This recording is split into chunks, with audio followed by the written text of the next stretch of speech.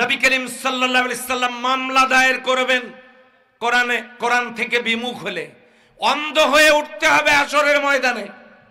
Oman আরাদা আন যিকরি ফাইন্না লাহু মাঈশাতান দানকা। আল্লাহর জিকির থেকে যারা বিমুখ হবে তাদের পার্থিব জীবন হবে সংকীর্ণ।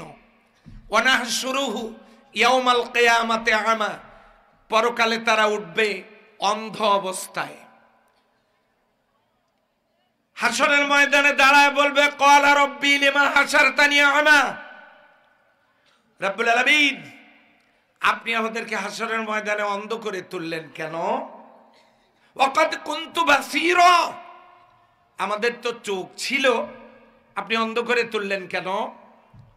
ক্বালা, আল্লাহ তাআলা বলবেন কাযালিকা আতাতকা আয়াতুনা ফানাসিতাহা, আমার আয়াতগুলো তোমার সামনে ছিল, তুমি সেই দিকে ভ্রুক্ষেপ করো নাই, তুমি যেমন মুখ ফিরিয়ে রেখেছিলা।